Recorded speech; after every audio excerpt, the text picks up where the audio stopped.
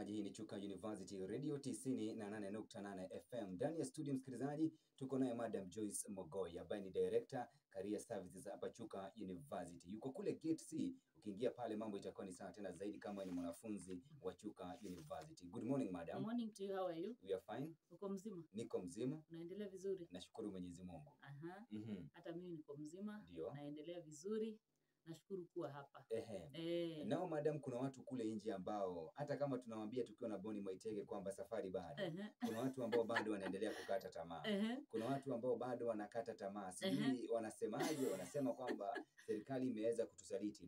Because for example ukiangalia siku ya jana tulikuwa na vijana ambao walikuwa wamejitokeza, thousands of youths ambao ni National Youth Service servicemen ambao walikuwa wamejitokeza kule. Na wale maelfu ya watu ambao walikuwa wametoka NYS walikuwa wanaenda kutafuta 350 only people kutoka kwa hiyo kundi yote ya 350 waingie jeshi. The whole country. The whole country. The whole country. Wale watu wote ambao walikuwa wamejitokeza kule Bakasi.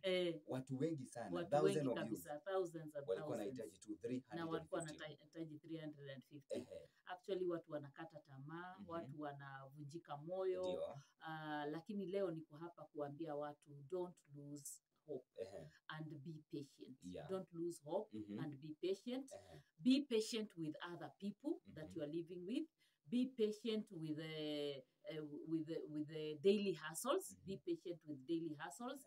Be patient with the life hardships that could be there that are actually facing people. So my call today is for people to be patient. Yes, it is possible that you don't have a job. Yes, there are many youth that don't have a job.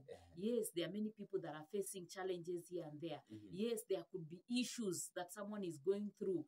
But my call is for people to be patient. Be patient. Kuwa mvumilivu, jitie moyo.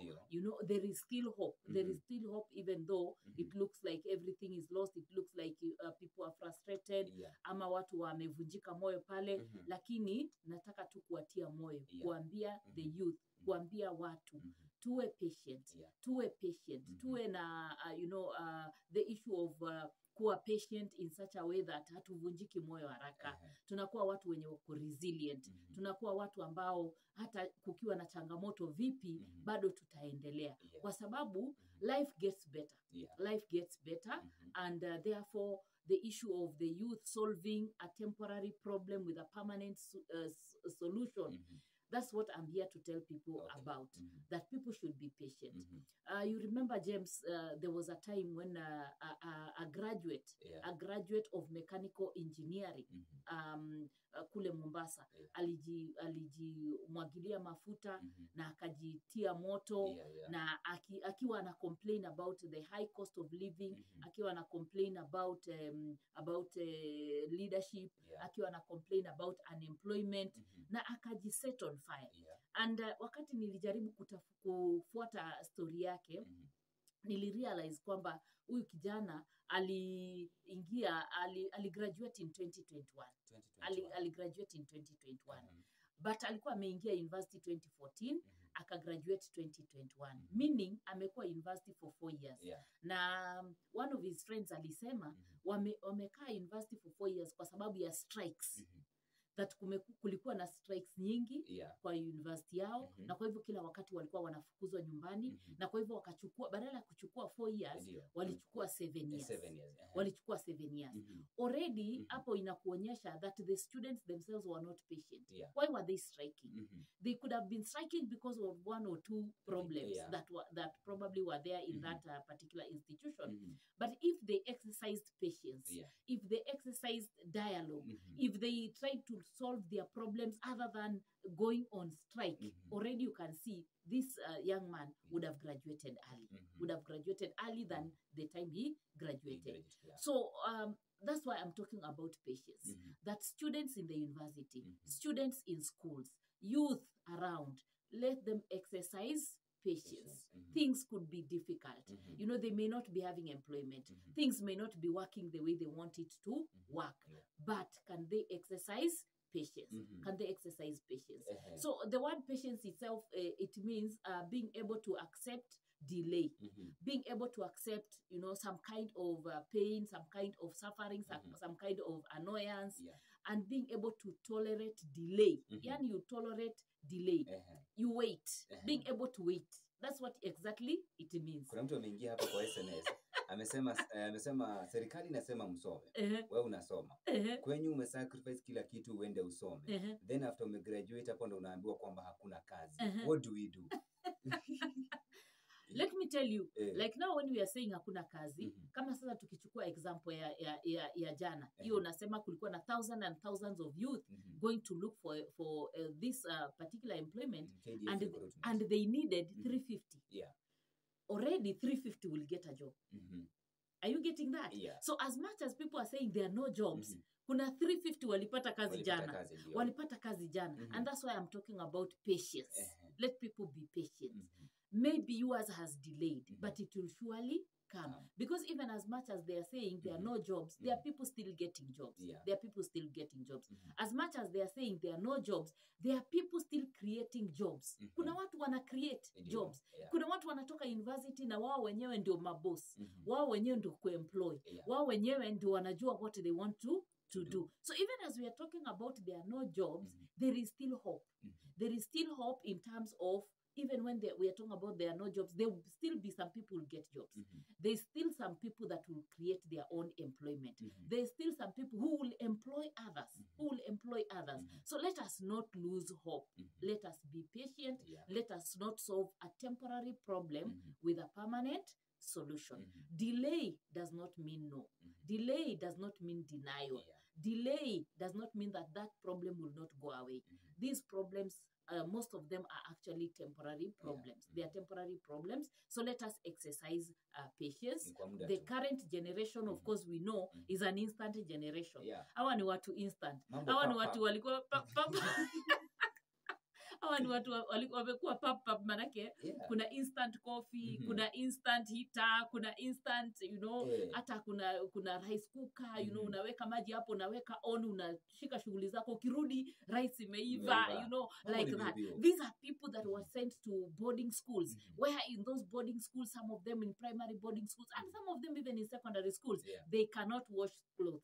There is no caning. Of course, we know there is no caning, The generation of child rights, the generation of human rights, the generation of child rights.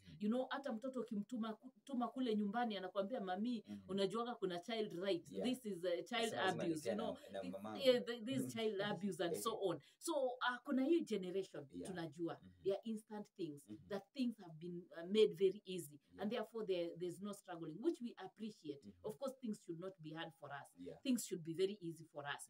But we are saying, let them be patient. Some of them went to schools where, there is no washing of clothes. You cannot wash your own clothes. You cannot dig. You cannot sweep. You cannot do anything. Actually, they are all those that even go to school and they even carry a letter of allergy. Me, I have an allergy of this. I have I have an allergy of this. I have an allergy of that.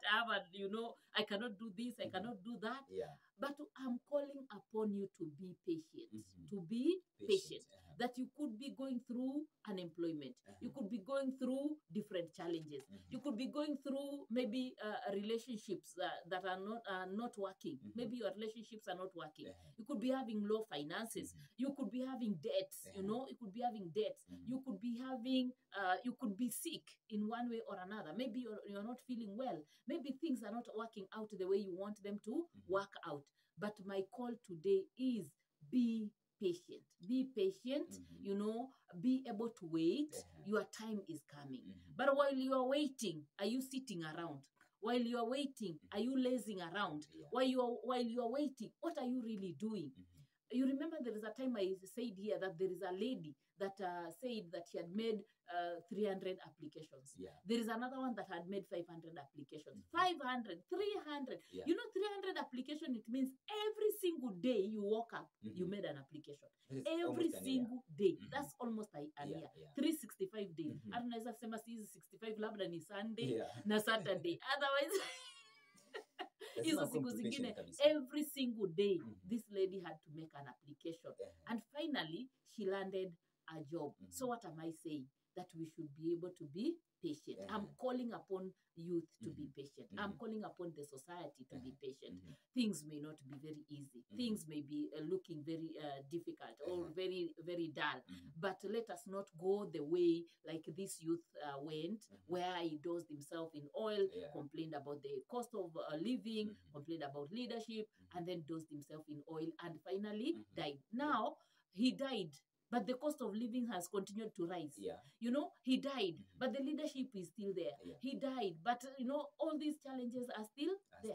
And there are still millions of people living irrespective of these hardships. Irrespective of the hardships, there are still millions of people living. So why should he have lost his life? He should not have lost his life because nothing will really change just because he has dosed himself in oil. So I'm calling unto the youth to be patient, to be patient, to be able to wait, to be able to just wait, and not wait by sleeping, not wait by idling, not wait by lazing around, but be patient by keeping on going, you know, by keeping on trying, to keep on trying, to keep applying if it's a job, to keep on searching, to keep on doing what is available for them, to keep doing what is available for them. There is one of the leaders here in the institution that told me that there is a student that had come to pick their certificates, and when he was asked, what do you do? What have you been doing? He said he was not doing anything. And then he was asked, where do you come from? He said he comes from around Kericho. And then this person was asking him, how much do tea pickers, you know, in around Kericho, how much do they really earn? And you know, when they sat down to calculate that 300 per day, that 400 per day, every single day, waking up doing it, they found out that in the final end, at the end of the month, that this boy would have had a lot of money. Or at least not a lot, but at least money that can keep him going. Money that he can buy a nice shoe, money that he can buy a nice t-shirt, money that can help him to pay his rent, money that can be able to help him do 1, 2, 3 things. So I am encouraging the youth that they should not wait by idling around. They should not wait by harming themselves, but they should wait by doing something, and that which is available around them, that which is available around them. Na basi anajulikana kama Madam Joyce Mghoi, ni Director Career Services hapa Chuka University. Kule YouTube unaweza kumpata at Touch of Grace KE, uweze kulike, comment na vile vile uweze kusubscribe. Facebook yupo wazi tena zaidi, vile ukitembea Chuka University, ukiingia pale tu gate C useme kwamba unataka kwenda kwa Madam Joyce Mghoi. I think kuna mtu mwenye amjua. Hata pia watu anakujua. Utanipata pale. Tuzame kidogo turejee mbele sio kwa mrefu. Ajulikana kama Boni Mwaitege wakiwa na Bahati Bukuku, anasema safari bado, msikilizaji. Usikate tamaa. Ndio maana Joyce Mghoi ambaye ni Madam Joyce Mghoi yuko hapa ndani, msikilizaji, kuambia kwamba usikate tamaa. Usikate tamaa. Safari bado. Safari bado. Safari bado. Usikate tamaa. Usikate tamaa. Don't solve a temporary problem with a permanent solution. Yes. Don't solve a temporary problem with a permanent solution. Wow, Wakenya kule nje sana ndio wamesikia. Na Madam Joyce Mghoi, kuna watu ambao wanakusikiza kule nje na wangetaka kujua how now do we build this patience about unaongea kuhusu? How do we build patience? It's important for us to build patience, and we can start by building patience by being grateful. You know, by being grateful for who you are, being grateful for where you come from, being grateful even for your country.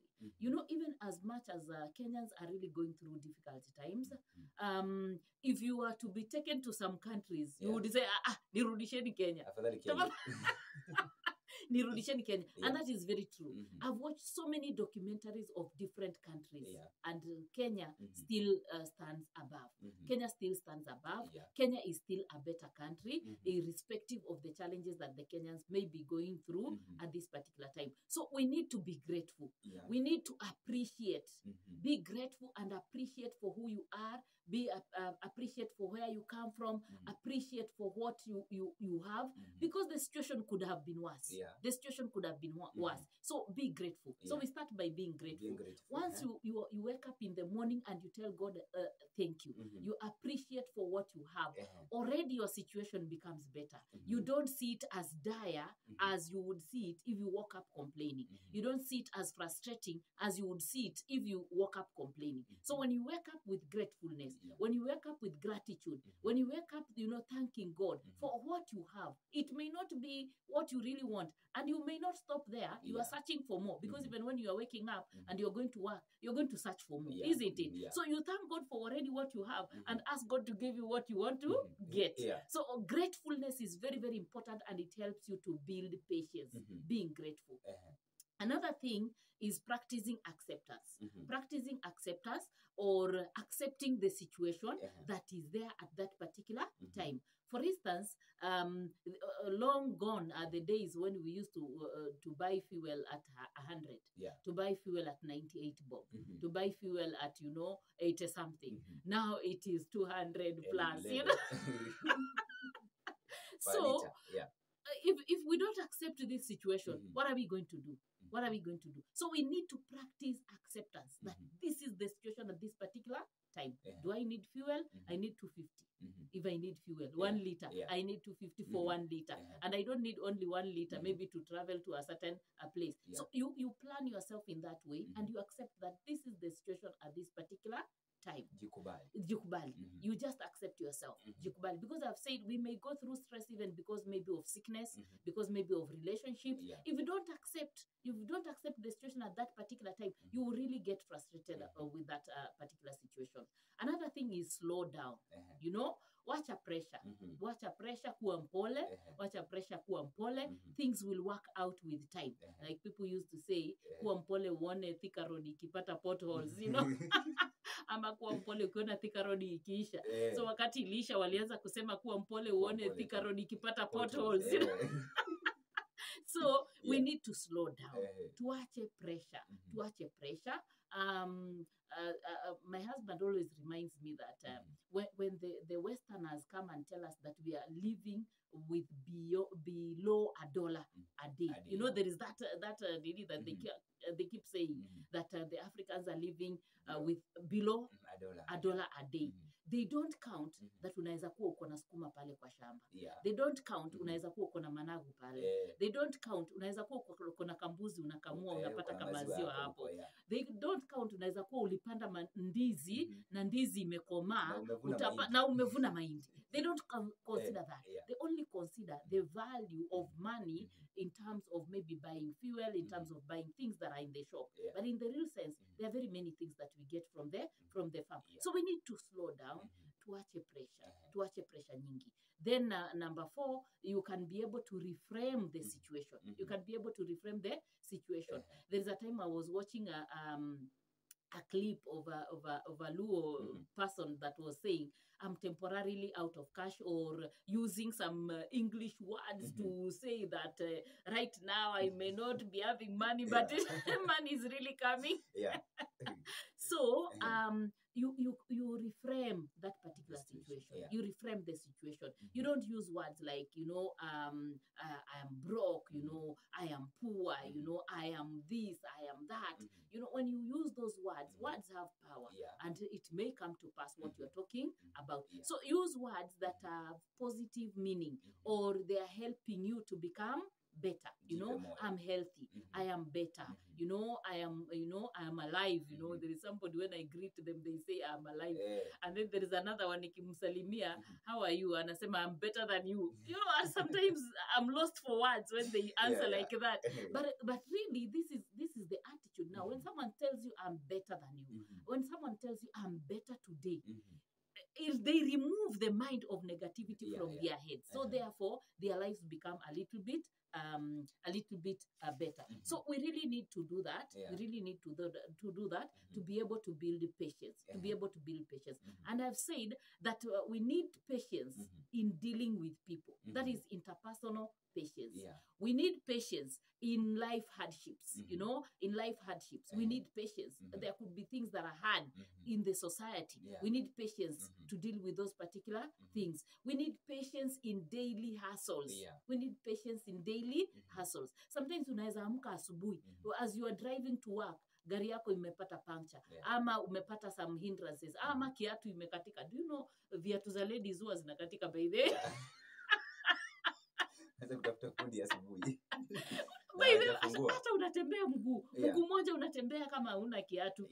Imagine it really happens. Hao watu wa kutengeneza viatu za ladies, they need to make them a bit firm. Must be serious. They must be very serious. Those are daily hustles. That umeamka umevaa kiatu yako mzuri as you are walking to work, kiatu kwa inakatika. So you end up start walking with one, leg on the shoe, another. Ama uamue sasa mimi acha nizitoe zote nitembee miguu. Those are daily hustles. We need patience with those daily hustles. We need patience. Yes. Madam Joyce Mghoi, msikilizaji, amekuambia kwamba if you want to build your patience, basi lazima ukue grateful, you practice acceptance, you slow down, watch pressure bana. Na vile vile unaweza reframe the situation. And now Madam Joyce Mghoi, what are the benefits of patience? The benefits of patience, one of them, you live longer. You live more years. Like now, if we are giving that example of that young man that killed himself, if he was patient, he would have lived younger. Longer, I mean. He would have lived longer. So you are able to live longer. You are able to live more years. And then you also reap better benefits. You know, patience pays. Patience pays. We are always told patience pays. When you are patient, something will come your way. So patience pays. Let them be patient. Then you're also able to be more rational. More rational means you're able to think things in a better way. You are able to be more realistic in decision making. You are able to be more realistic in decision making. You are able to be more rational in decision making. And then another benefit is that you develop persistence and you develop resilience. Persistence and resilience. Just the way I was telling you, a lady applied for jobs, 300 applications. She made 300 applications. That is building persistence and building resilience. So it actually helps you to build persistence and to build resilience. And when you are persistent, success comes. When you are persistent, success comes. Like now I saw someone who is importing chapos. I think I even told you here another time. You know, someone who is importing chapos, has contacts outside the country. So ana prepare chapo hapa Kenya, anazirap, anaziweka kwa fridge, na anazi export. Yesterday I saw also someone exporting mandazi and gumu. Mandazi and gumu to USA, exporting that. That is persistence and that is resilience. So it builds that.